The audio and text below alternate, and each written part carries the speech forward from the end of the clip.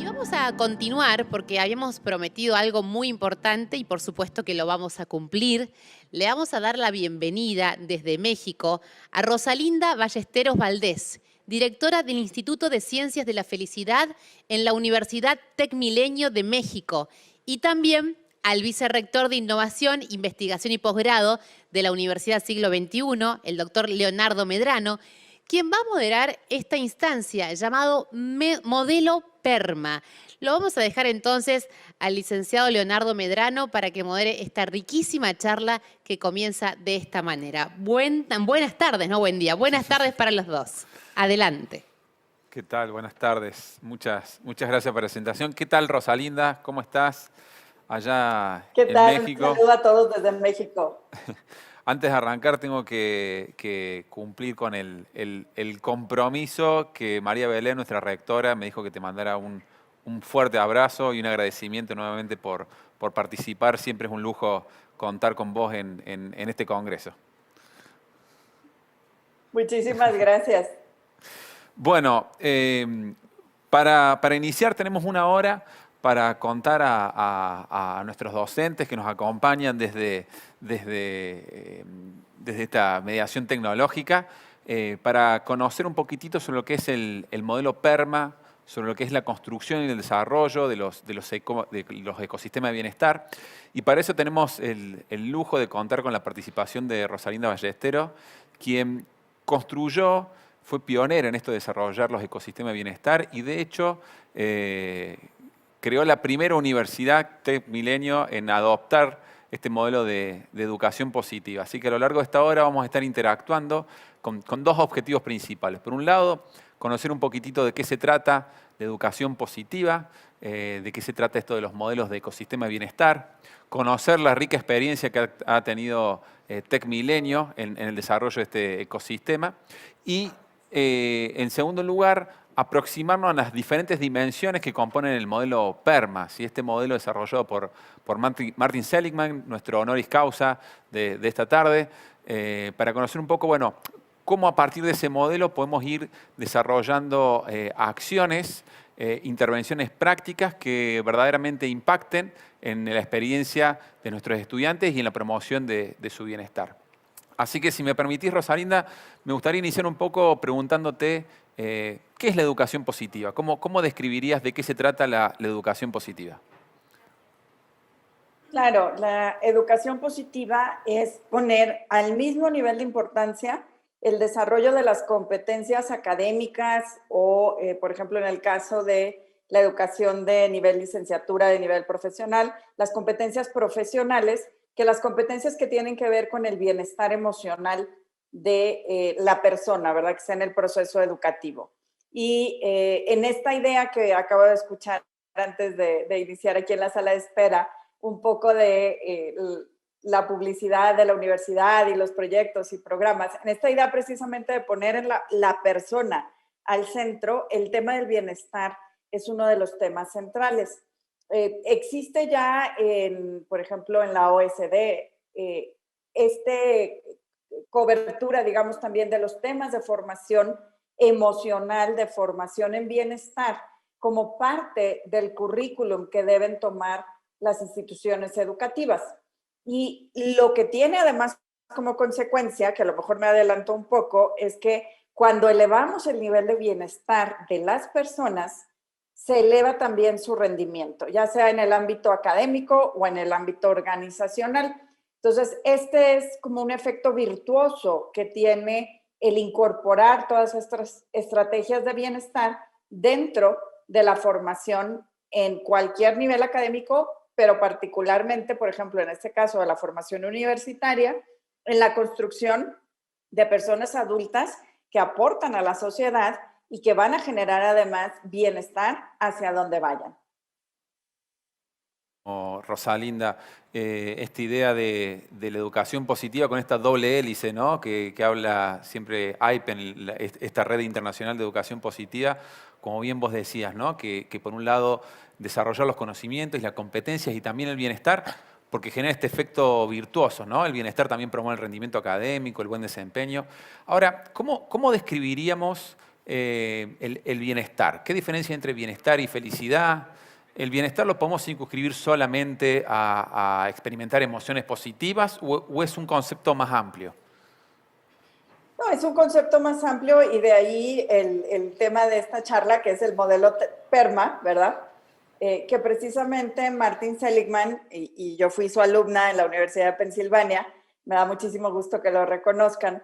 El modelo PERMA lo que habla son de 5 elementos diferenciados que al tenerlos en nuestra vida, las personas nos sentimos que nuestra vida es una vida agradable, primero que nada, que aquí es donde entran las emociones positivas, una vida involucrada, una vida que nos genera un interés en estar haciendo lo que estamos haciendo y una vida con propósito, una vida que evaluamos que vale la pena vivirse.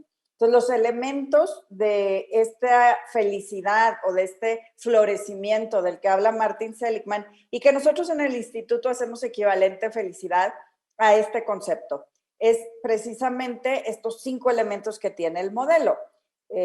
Y son la positividad, el engagement o involucramiento, las relaciones positivas, la M corresponde a meaning o el sentido de la vida, y en nuestro modelo se aterriza en un propósito de vida que cada estudiante decreta, escribe y sobre cuál trabaja, y la A, que es por su nombre en inglés, accomplishment o sentido del logro, ¿verdad? Entonces estos son los 5 elementos con los que se trabaja el concepto de felicidad, bienestar o florecimiento, incluso también lo menciona Seligman de este modo. Clarísimo, Rosalinda. Entonces, podemos decir que el bienestar involucra como a grandes rasgos estas 2 dimensiones. Es decir, no solamente sería experimentar emociones positivas, una vida placentera, como señalabas, sino también esta dimensión ligada al autodesarrollo, a las relaciones sociales, que es tan importante para que las personas nos sintamos bien y florezcamos, como bien señala Martin Seligman. Rosalinda, ¿y querés contarnos un poquitito cómo ha sido la experiencia del TEC? ¿Cómo fue este proceso de construir un ecosistema de bienestar en la universidad? Sí, claro, claro. Y aquí una cosa muy importante es que así como en la educación positiva, nosotros a través de nuestra afiliación y participación en la Red Internacional de Educación Positiva, hablamos de esta definición de poner al mismo nivel las competencias académicas y las de bienestar. En tema del modelo PERMA, tenemos que entender también al mismo nivel de importancia cada uno de sus elementos. Y lo comento porque en algún momento de nuestra vida nosotros estamos dispuestos a sacrificar a lo mejor un poco de emociones positivas, de esta sensación de tener una vida agradable y placentera por una meta significativa, ¿no? Y vamos a poner un ejemplo de quienes somos académicos, por ejemplo, y hacemos un programa doctoral. Hacer una disertación doctoral, escribirla, toma años, toma muchas horas y hay momentos en los que pareciera que no se va a terminar, ¿no? Y por ejemplo, aquí es uno de los retos que tenemos, el decir, aún en esos momentos, yo debo incorporar experiencias que me hagan sentir que mi día a día es agradable. Y yo creo que ese es uno de los retos que nos presenta también todo lo que hemos vivido en los últimos 18 meses, ¿verdad? Me gustaría compartir, pues, cómo presentamos nosotros de manera gráfica lo que llamamos justamente nuestro ecosistema de bienestar y felicidad.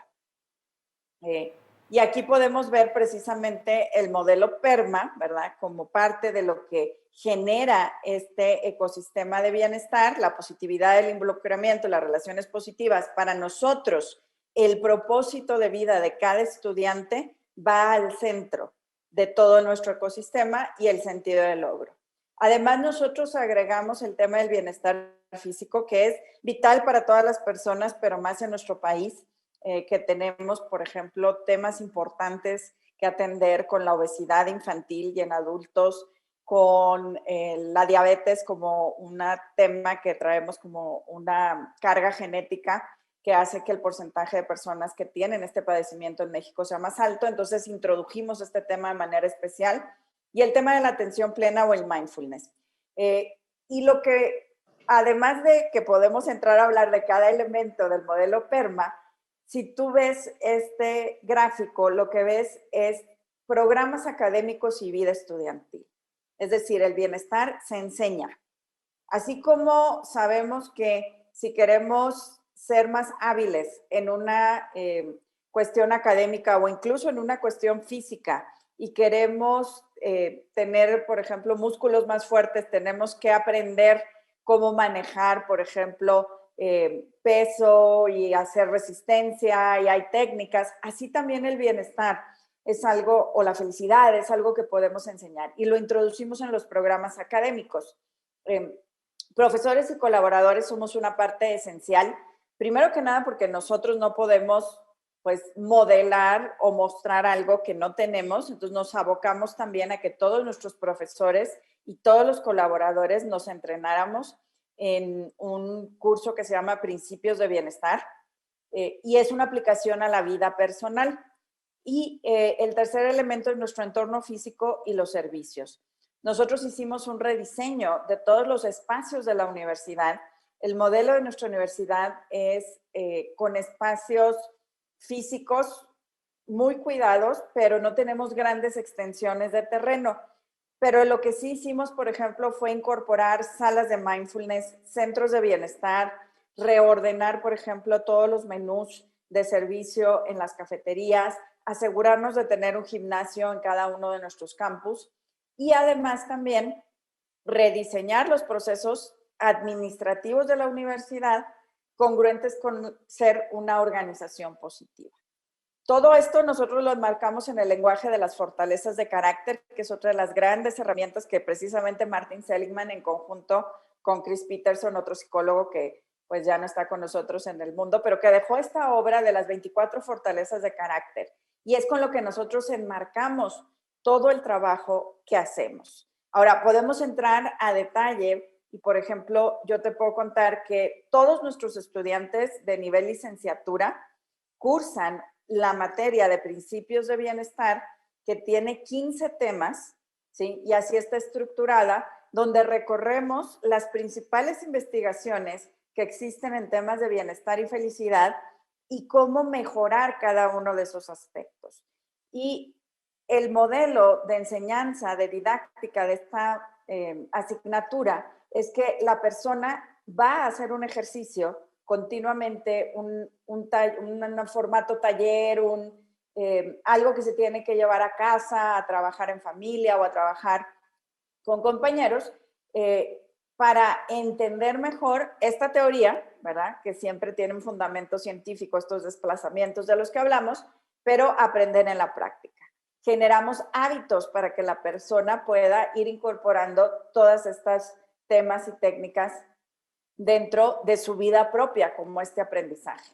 Posteriormente, una vez que cursan la materia de principios de bienestar, que va en el primer semestre en la universidad, los estudiantes, independientemente de en qué licenciatura o ingeniería están inscritos, todos van a cursar un servicio social, un servicio comunitario, que es parte de la legislación en México, y en ese servicio también van a utilizar los elementos del bienestar para ayudar a esa asociación o esa empresa, esa institución educativa donde están haciendo este servicio a la comunidad.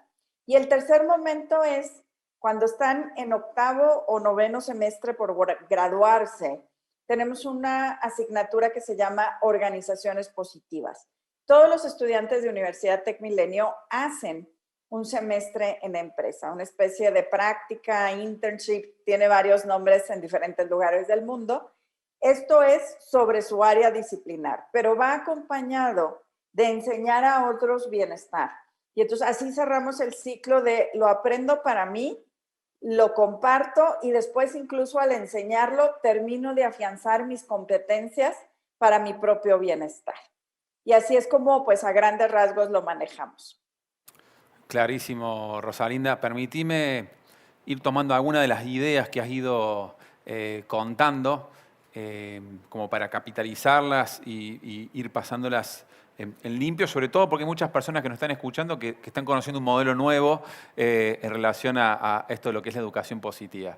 Me parece entonces muy importante esta primera idea que señalaste, que el bienestar no es algo que ocurre de forma espontánea, De hecho, hay muchos estudios que indican que tener bienestar implica un comportamiento proactivo, ¿no? Que demanda conocimiento, que demanda competencias, que demanda desarrollo de habilidades, desarrollos de hábitos y que desde la universidad o desde la escuela, si queremos potenciar el bienestar de los estudiantes, la idea es promover estas competencias, estos nuevos hábitos y que de alguna manera los caminos que nos pueden llevar a promover este bienestar están alineados a estas dimensiones del modelo PERMA que vos ibas señalando y que ahora vamos a ir profundizando una por una. Y sí me parece muy interesante la experiencia del TEC, que creo que es algo que, sobre todo hay muchos docentes de escuelas y también de otras universidades que desean implementar o empezar al menos a desarrollar ecosistemas de bienestar en sus instituciones educativas, que lo que han ido desarrollando en el TEC, entiendo, tiene que ver con experiencias tanto académicas como experiencias co-curriculares y que no involucran solamente a los estudiantes, sino también al cuerpo docente y al equipo de gestión de una institución educativa, que apuntan a desarrollar estas experiencias que promuevan todas estas variables que se estuviste mencionando en el modelo PERMA. Me parece que está muy claro. Sí estaría buenísimo hacer una aclaración por ahí que el modelo PERMA, que involucra estas dimensiones que hablamos, de emociones positivas, engagement o involucramiento, relaciones sociales, meaning y accomplishment, que tiene que ver con esto del sentido de logro y propósito, y que ustedes en el modelo incorporan dos dimensiones más que tienen que ver con el bienestar físico y la atención plena, que eso es como una modificación del modelo originalmente planteado por Seligman, ¿no? Es correcto, así es. ¿Querés contarnos un poquitito, Rosalinda, cuando hablamos, si te parece, vamos como por partes para ir profundizando la conversación en las dimensiones? ¿Nos podrías contar, bueno, en relación a emociones positivas o esto que vos señalabas como positividad, que es este primer elemento del modelo PERMA? ¿Cómo se conceptualiza y qué acciones habitualmente se pueden hacer para promover emociones positivas? Claro, por supuesto. Bueno, como te decía, por ejemplo, desde el currículum, entender la teoría de las emociones positivas que desarrolla Barbara Fredrickson es uno de los temas principales de todo nuestro aprendizaje. Cuando nosotros nos vamos ya, por ejemplo, a cómo lo vivimos en cada uno de los elementos de la universidad, como tú dices, los profesores y colaboradores, los cambios que hemos hecho en nuestro entorno, las actividades estudiantiles, por ejemplo, el poner emociones positivas de manera intencionada en las actividades que realizamos es muy importante. Por ejemplo, en todos nuestros campus, tú vas a ver un muro de gratitud, que es una de las prácticas. Las emociones positivas son 10, con las que trabaja Barbara Fredrickson, y en esas nos basamos nosotros para trabajar. Una de ellas es la gratitud. Entonces, nosotros tenemos un muro de gratitud en cada uno de nuestros campus. Tenemos también una práctica, voy a decir, cuando nos fuimos a trabajar de manera híbrida y desde casa, una práctica de iniciar las sesiones de clase o de trabajo, indicando algo que agradecemos el día de hoy. Y entonces, esta es una forma de decir, aprendemos sobre las emociones, particularmente sobre los beneficios de la gratitud, por ejemplo, que es uno de los 15 temas que los estudiantes aprenden dentro del currículum que tenemos, y también lo practicamos a través de tener muros de gratitud en todas nuestras instalaciones y generar pequeños rituales de gratitud dentro de nuestras clases e incluso en las actividades estudiantiles. Entonces, los colaboradores, profesores, los estudiantes, todos escribimos en el muro de gratitud.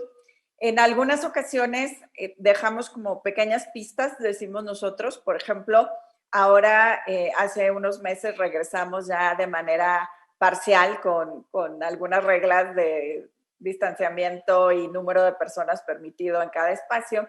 Regresamos ya a nuestras instalaciones y a nuestros espacios físicos, y entonces en el muro de gratitud era que agradezco de volver a estar aquí en el campus, ¿no? Y entonces se vuelve un ritual o una campaña que se incorpora a las actividades. México tiene una celebración del Día del Maestro el 15 de mayo y tradicionalmente cualquier institución educativa, por ejemplo, hace una reunión con sus profesores, les entrega un regalo. Nosotros lo que hacemos es cartas de gratitud de los estudiantes hacia sus profesores. Y esto, de nuevo, sigue cultivando y poniendo la emoción de nuevas maneras en todo lo que hacemos. Y entonces, estos cambios que parecen muy sencillos, lo que hacen es ubicarnos en esta posibilidad de gozar el día a día, de tener más emociones positivas que emociones negativas, que son parte de la experiencia de vida de todos, y que al final de cada día nosotros podamos evaluar que nuestro día fue un día satisfactorio, ¿no? Entonces, ese es solamente un ejemplo con el elemento de gratitud, que es una de las 10 emociones positivas que maneja el modelo, ¿no? No, Podríamos hablar, por ejemplo, también de interés, ¿no? Otra de las emociones que nos gusta cultivar es el interés. Entonces, una de los ejercicios que hacemos también es el mostrar algo que nos parece interesante, compartir por qué te parece interesante y generas una práctica así en el salón de clases también. Y entonces ya involucras una emoción nueva en lugar de asumir, por ejemplo, que para todos es interesante lo mismo por la misma razón. clarísimo, Rosalinda. Si me permitís también, para contarle a los docentes, a las personas que se están interiorizando, vos mencionabas entonces estas 10 emociones, primero que trabajan en el modelo de Barbara Fredrickson, entiendo, que tiene que ver con estas 10 emociones, y creo que es muy rica la experiencia que contás de cómo van pensando acciones específicas para ir promoviendo, ir estimulando estas emociones positivas. Puntualmente me gustó mucho la experiencia que contaste de la gratitud, que además hay mucha evidencia científica que avala, ¿no? Que pequeños ejercicios cotidianos que involucran este tipo de emociones, que muchas veces son actividades que no nos salen espontáneamente, ¿no? Por ahí incorporar, esto que hablabas hace un rato de desarrollar hábitos, ¿no? Incorporar ciertas iniciativas que promueven, que incentivan de alguna manera a desarrollar estos comportamientos, poco a poco se va desarrollando un hábito. Y la evidencia indica que tiene un notable impacto, ¿no? No solamente en cómo te sentís vos, sino el impacto que tiene en la conectividad con las otras personas, que también ayuda a desarrollar un sentido de comunidad y que también indudablemente debe impactar en la otra dimensión del modelo de PERMA que tiene que ver con las relaciones sociales. Pero antes de pasar a la otra dimensión, me interesaría, en un momento lo mencionaste cuando hablabas de las emociones negativas, para clarificar un poco el concepto de positividad, porque por ahí uno asocia que positividad o emociones positivas, como que de alguna manera la psicología positiva plantea que solamente tenés que experimentar emociones positivas y bueno, me da la sensación que eso no es así, que es más una misconception, una concepción errónea, ¿no? De lo que es el mensaje al menos que transmite la psicología positiva y la evidencia científica. ¿Nos querés comentar un poco cómo es esto de que conviven las emociones positivas y las emociones negativas? Bueno, las emociones suceden todo el tiempo, ¿verdad? En realidad, las emociones nos dan información o generan una reacción ante estímulos que estamos nosotros recibiendo, y lo que tenemos que entender es que los seres humanos tenemos pues una respuesta emocional continua cuando experimentamos una emoción agradable como la gratitud, la diversión, la alegría, serenidad, de estas emociones positivas que se han estudiado por Barbara Fredrickson y otros psicólogos también, nuestra mente se abre, nuestra mente quiere conectar, nuestra mente está más dispuesta a aprender, y es lo que llama Fredrickson el efecto ampliar y construir, ¿sí? Las emociones positivas amplían nuestra capacidad cognitiva, construyen hacia estas conexiones interpersonales, un conocimiento nuevo, un aprendizaje nuevo que está basado o acompañado de una emoción positiva, va a permanecer más en el tiempo, ¿sí? Y bueno, yo creo que esto intuitivamente todos los que somos docentes lo sabemos. Un estudiante que está triste, enojado, con miedo, pues es un estudiante que no va a aprender, que no va a tener verdaderamente esta opinión, esta posibilidad de abrir la mente, ¿no? Y las emociones desagradables, voy a decir, que no nos gustan sentirlas y que nos hacen generar una acción para tratar de salir de ellas, como las que mencioné, el enojo, la tristeza, la ansiedad, miedo, esas emociones están ahí también para darnos información sobre el ambiente. Lo que sucede es que podemos tender a quedarnos en ellas más tiempo del necesario, a no entender la situación que nos están tratando de alertar o prevenir y actuar solamente sobre la emoción y no sobre la situación que necesitamos resolver.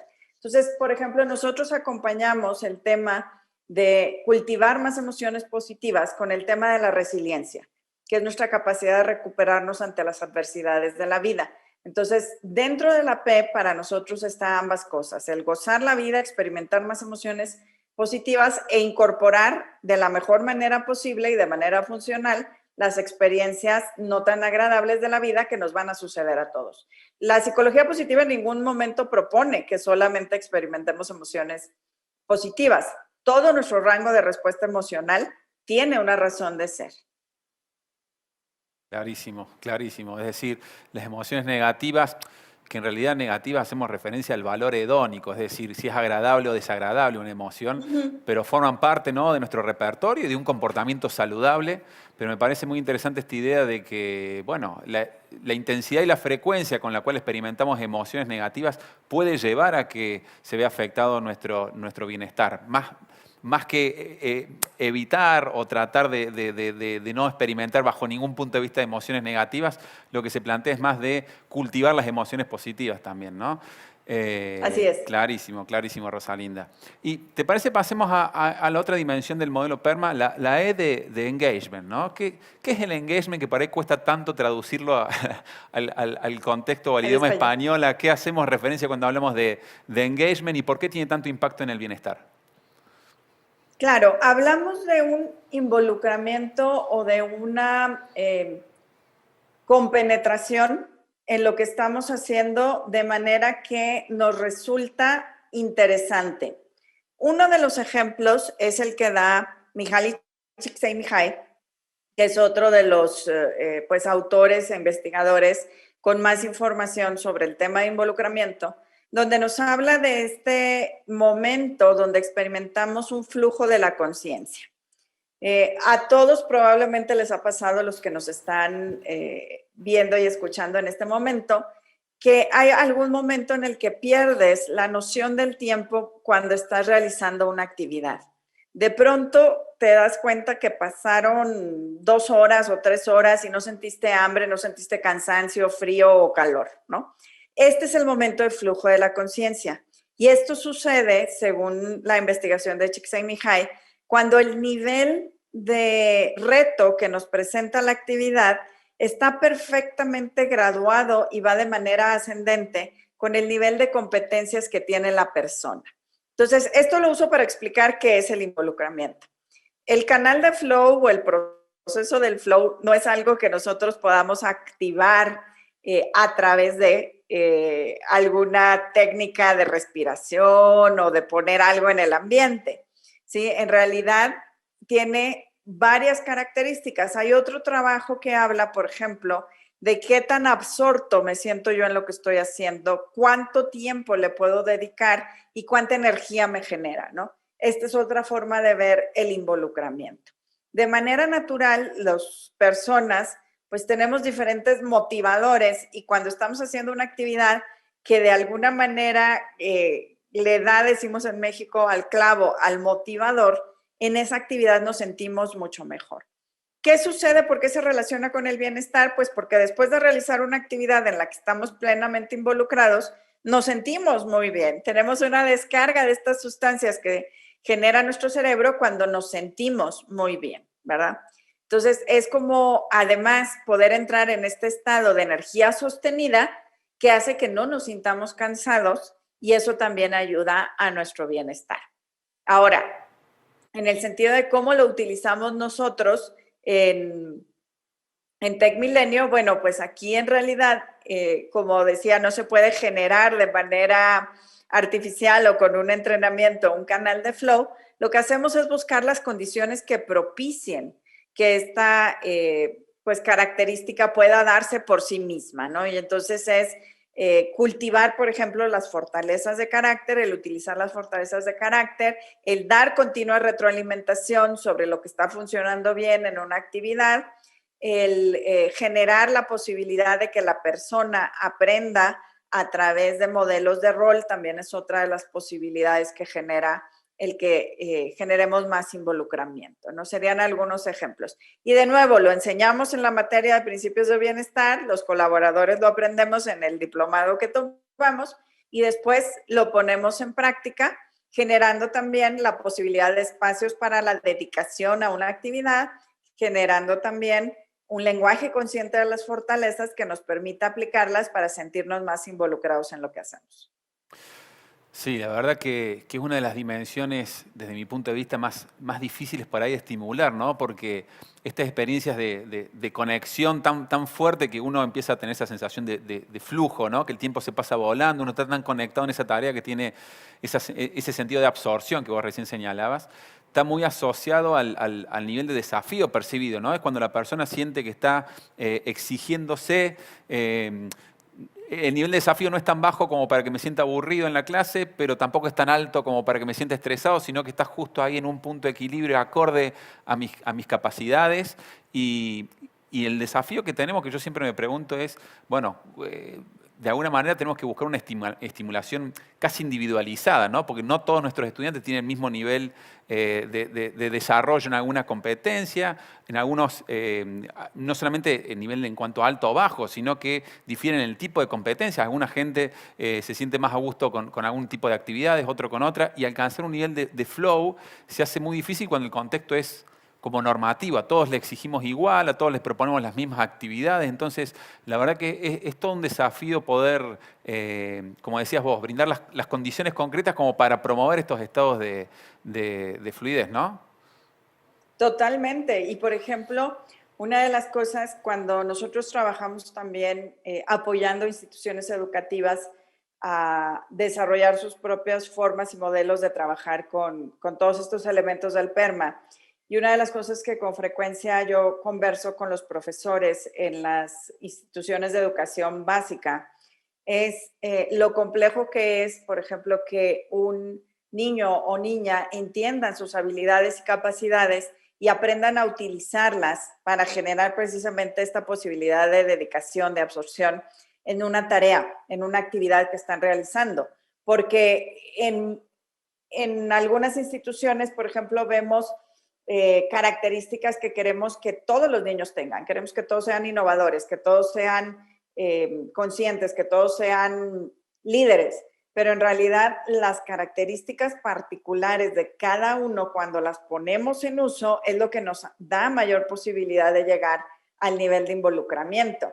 Entonces el profesor tiene que primero conocer perfectamente a sus estudiantes para saber que a uno lo voy a motivar a través de desarrollar esta habilidad, pero al otro lo tengo que motivar a través de desarrollar una habilidad diferente. Y entonces nosotros como profesores tenemos un reto mayor, pero que realmente cuando lo logramos tiene un resultado maravilloso, porque entonces las personas encuentran su motivación interior, intrínseca y se conectan con lo que están haciendo. Y puede ser la misma actividad, puede ser aritmética, puede ser gramática, puede ser historia, pero no todos se van a conectar desde la misma habilidad.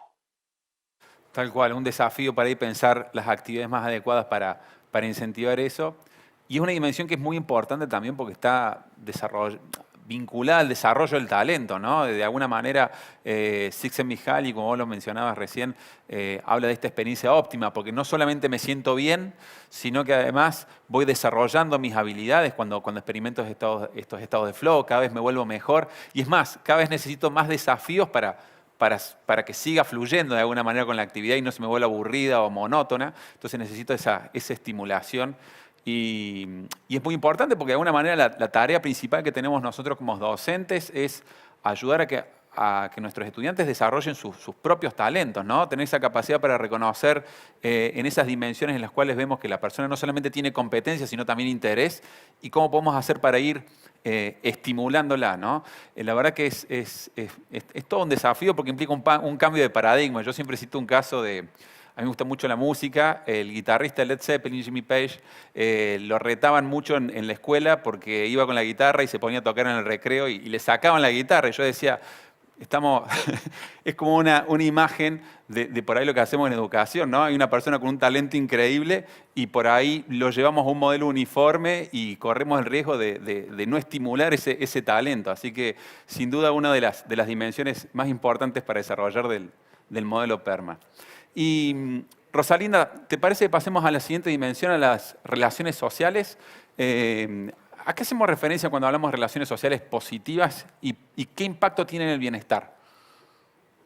Claro, aquí fíjate que una de las cosas que pues tú debes conocer también, y probablemente algunos de los que nos escuchan y nos ven también lo conozcan, es este estudio de la Escuela de Salud Pública de Harvard que data de 1945 como fecha de inicio, y es un estudio que por 70 años sigue a un grupo de graduados de Harvard que habían sido soldados de la Segunda Guerra Mundial.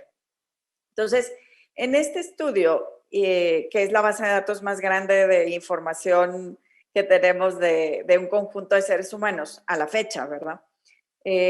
Una de las conclusiones que tiene este estudio es que las personas que tienen relaciones sociales positivas, relaciones significativas, que se sienten queridos y valorados y que tienen una red de apoyo, viven más años, viven con mejor salud física y con mayor capacidad cognitiva en la última etapa de la vida.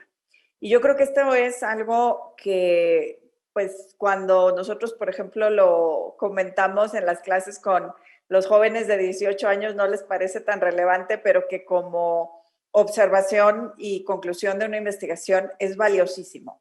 Y ya te dije a qué nos referimos con las relaciones sociales a través de este ejemplo, es el sentirnos queridos y valorados, el sentir que tenemos una red de apoyo. Y aquí, por ejemplo, una analogía que hago yo es con los cuestionarios que se hacen sobre los niveles de bienestar. Por ejemplo, en México, nuestro Instituto de Geografía y Estadística tiene un cuestionario de bienestar autorreportado, que después es lo que entregamos a OECD como parte de la información de bienestar del país. En ese cuestionario, una de las cosas que te pregunta es si tienes una situación en la que necesitas ayuda a las 3 o 4 de la mañana, si hay una persona a la que si tú le hablas por teléfono, a esa hora acude en tu ayuda, ¿no?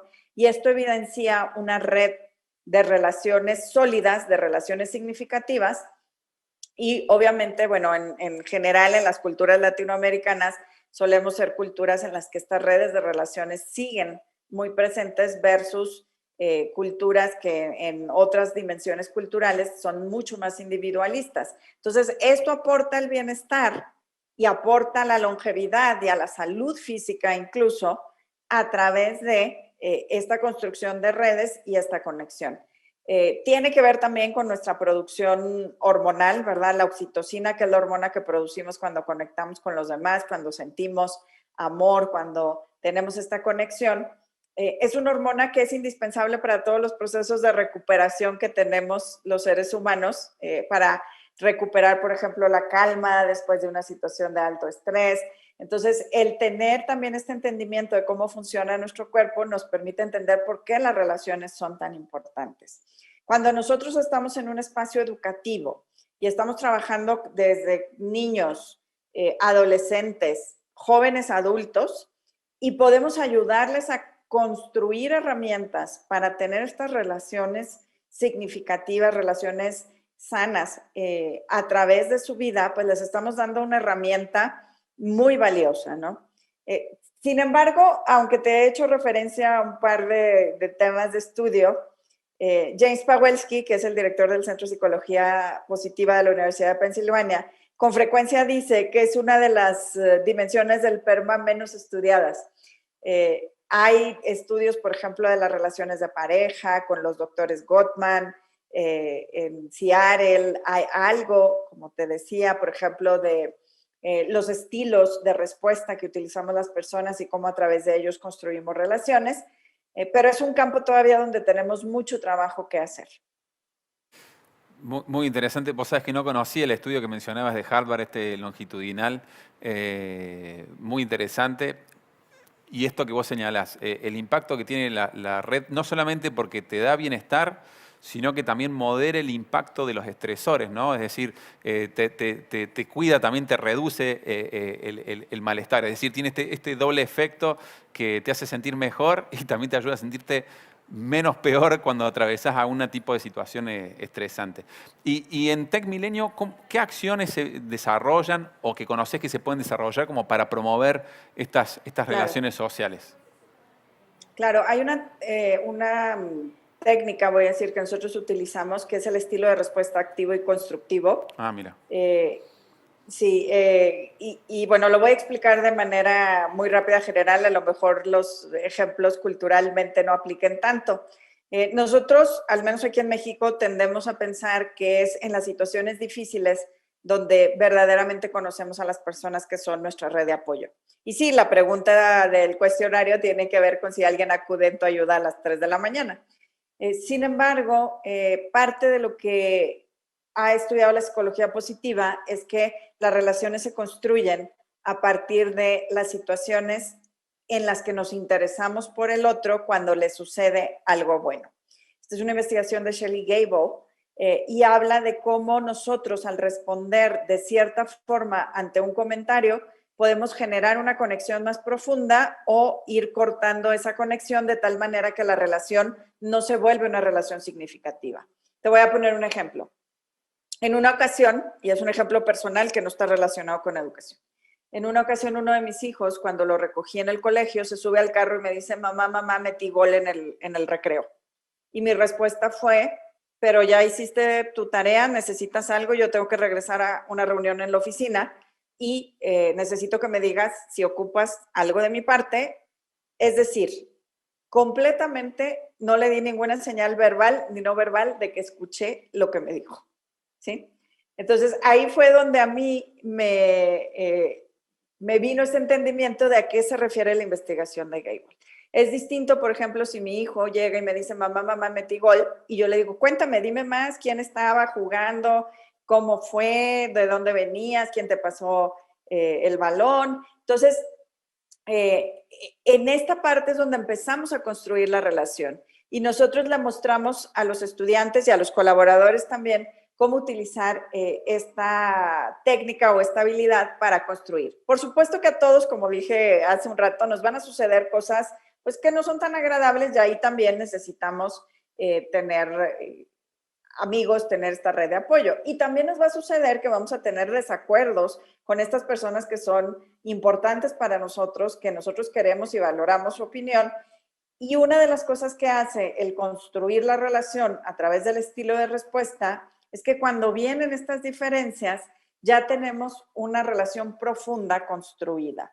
Utilizamos también el modelo te decía, de los doctores Gottman, de cómo ir profundizando. Ellos le llaman pistas que lanza una persona y cuando yo identifico una pista que está buscando conexión, pues también tengo que generar esta conciencia y como decías, es parte de mi autodesarrollo, de tomar esa pista que me está mandando el otro para de ahí hilar a la conexión. Entonces, el estilo de respuesta activo y constructivo de Shelley Gable y toda la forma de construir a través de las pistas que nos dan los demás de los doctores Gottman. Son las estrategias que utilizamos.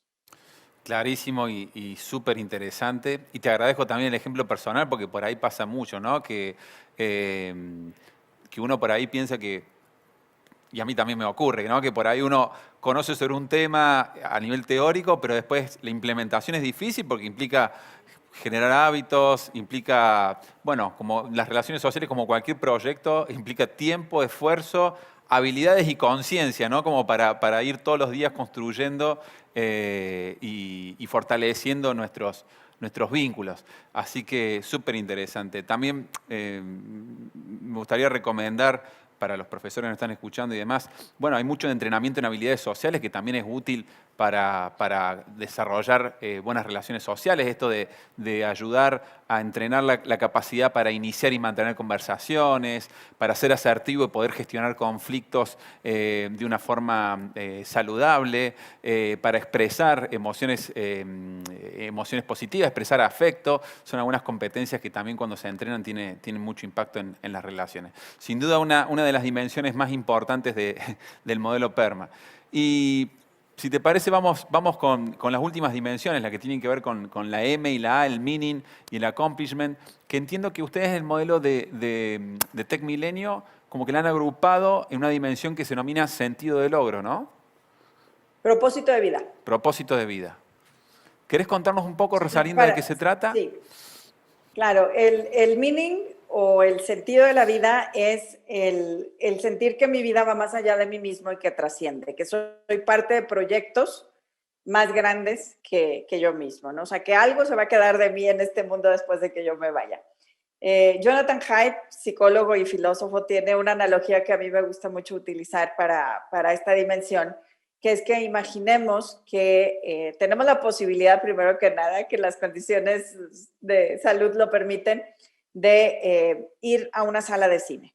Pero llegamos un poco tarde a la película y no vimos la primera parte. Entonces llegamos y de pronto estamos en lo más interesante de la cinta y algo sucede y tenemos que irnos antes de que termine. Dice, la vida de cada individuo es así. Llegamos y ya había cosas que sucedieron antes de nosotros y nos vamos a ir y va a haber cosas que sucedan después de nosotros. ¿Qué es eso que hace que valga la pena este momento en el que yo sí estoy en esta película, ¿no? Entonces, nosotros lo que hacemos en Tech Milenio es que cada uno de nuestros estudiantes enuncia cuáles son esos motivadores fundamentales a través de un enunciado de propósito de vida, donde busca poner sus fortalezas y habilidades al servicio de una causa mayor que va más allá de la persona en lo individual. Una ilustración que también me gusta hacer aquí es que las personas, cuando queremos entender cómo se diferencian los elementos del bienestar, por ejemplo, y regreso al ejemplo de los hijos, yo tengo 4 hijos.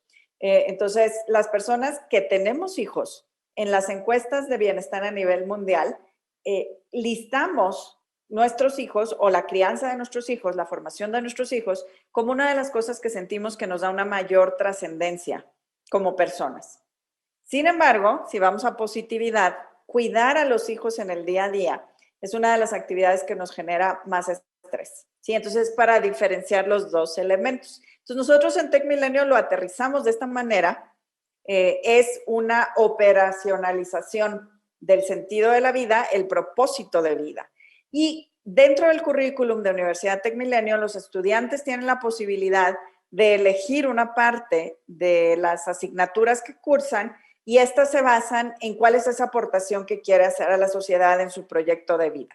Y por eso está tan ligado y está al centro de nuestro ecosistema, porque hay decisiones que los estudiantes toman a partir de esto que enuncian. También trabajamos con ellos en decir, bueno, si en este momento no estás tan seguro, pero tienes una guía general, ¿cómo tomas estas decisiones y qué sucede si entendemos que en la vida pues somos continuamente aprendedores, aprendedoras y no es lo último que vamos a tener como aprendizaje lo que tengamos en la universidad, porque finalmente pues el mundo cambia tan rápido que tenemos que seguir incorporando conocimiento, ¿no? Para quitarle un poco el tema que pudiera haber de la decisión, ¿no? Y esto lo asociamos al sentido del logro un poco también, que es lo que te decía, porque entonces el plan de vida, ¿verdad? Ya es una forma de aterrizar en el siguiente año, en los siguientes 5 años, qué tengo que hacer para alcanzar esta meta grande, ¿verdad? Esta meta que es el arco que va a guiar toda mi historia como personaje de mi película. Y luego ya hago un plan y en base a ese plan está mi sentido del logro. Si logro el siguiente objetivo y el siguiente objetivo y tengo claridad de estos objetivos. Me encanta esto de poder articular el sentido de logro con el sentido de propósito. La verdad que es algo que también yo creo que como docentes es algo que tenemos que velar. Uno por ahí nos pasa con nuestros estudiantes en el día a día, que en algún momento, por motivos que desconozco, pero nos desconectamos de ese sentido de propósito, de decir, che, ¿para qué había iniciado, para qué elegí estudiar psicología? ¿Por qué fue que había decidido estudiar abogacía? ¿Por qué, bueno, no perder de vista ese propósito, ese sentido de trascendencia? Articularlo con los valores personales, ¿no? Resguardar esa conexión creo que también es una acción que tenemos que cuidar mucho los docentes, porque, bueno, como vos señalas, hace el sentido, lo que da sentido también a mis actividades cotidianas, ¿no? Me encanta el modelo, creo que hemos podido ir desarrollando los diferentes puntos del modelo PERMA. No sé si me faltó alguna dimensión que vos quieras desarrollar, Rosalinda. No, los 5 elementos están cubiertos ahí. En realidad nosotros lo agregamos por características pues particulares. de la realidad mexicana.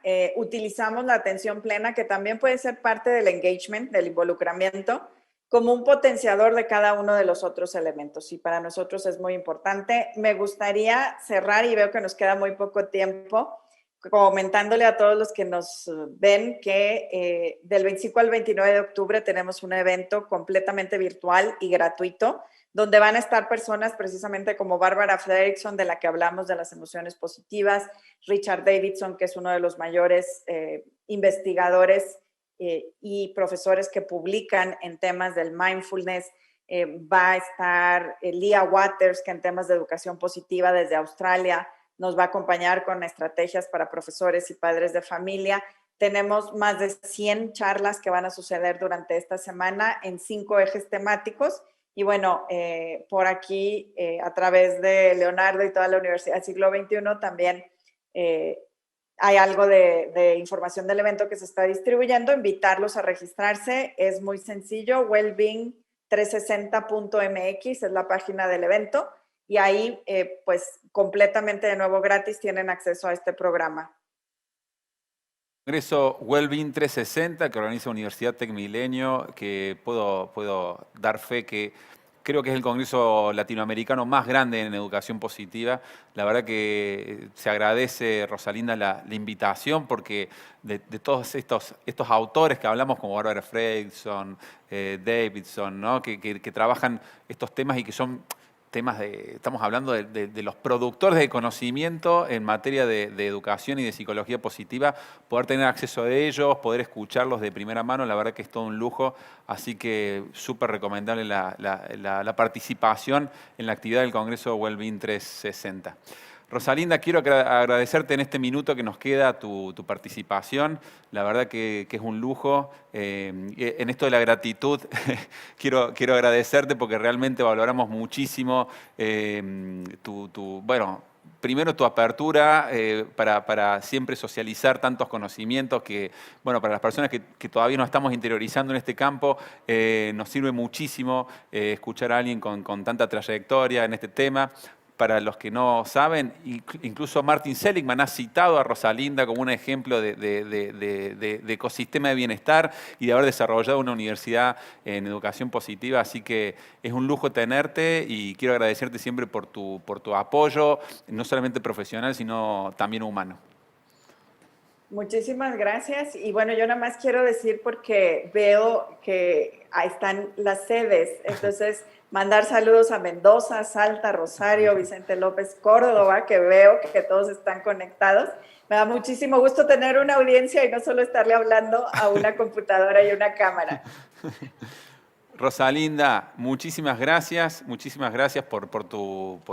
solamente por tu conferencia ahora, sino por estar promoviendo el desarrollo de la educación positiva en Latinoamérica.